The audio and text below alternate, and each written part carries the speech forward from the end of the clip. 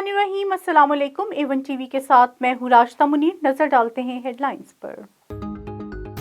America का पाकिस्तान के जौहरी असासों की सिक्योरिटी पर एतमाद का इजहार। पाकिस्तान अपने जौहरी हथियारों की भरपूर हिफाजत कर सकता है। अमरीकी सदर जो बाइडन के बयान के बाद अमरीकी वजारत खारजा ने वजाहत कर दी। अमरीकी वजारत खारजा के नायब तर्जुमान बिजल ने कहा कि पाकिस्तान के साथ दो तरफा ताल्लुकात को अहमियत देते हैं। पाकिस्तान आलमी बरादरी से किए गए मुआहदे को पूरा कर रहा है। अमरीकी महकमा खारजा के कौंसलर की पाकिस्तानी सफीर से मुलाकात। दो तरफा ताल्लुकात में मजीद बेहतरी के लिए मुख्तलिफ शोबों में ताउन बढ़ाने पर इत्तफाक। इस्लामाबाद हाई कोर्ट ने फॉरेन एक्सचेंज एक्ट मुकदमे में इमरान खान की दरख्वास्त जमानत गैर मुस्तर होने पर निपटा दी। चीफ जस्टिस अतर मिनुल्लाह ने कहा, स्पेशल कोर्ट में सरेंडर करने से दरख्वास्त गैर मौसर हो चुकी।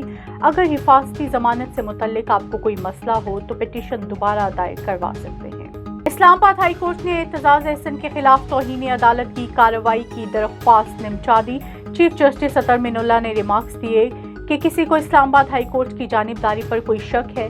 अगर नहीं तो किसी की गैर जिम्मेदाराना बयान पर तवज्जो क्यों दी जा रही है?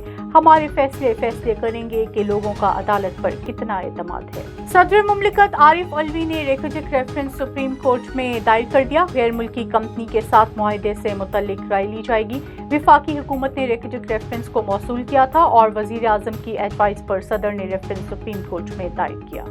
तहरीक इंसाफ ने NA 237 कराची में पीपल्स पार्टी की कामयाबी चैलेंज कर दी। अली जैदी ने सिंध हाई कोर्ट में दायर दरख्वास्त में मौक़िफ़ अपनाया कि ज़िमनी इलेक्शन में पीपल्स पार्टी ने बदतरीन धांधली की। पार्टी ने जाली वोट डाले और कारकुनों पर तशद्दुद भी किया। मीडिया से गुफ्तगू में अली जैदी ने कहा कि हल्के में धांधलियों पर इलेक्शन कमीशन को भी खत लिख दिया। A1 टीवी से फिलवक्त इतना ही। मजीद बाखबर रहने के लिए देखते रहिए A1 टीवी। A1 टीवी, सब पे नजर, अंदर की खबर।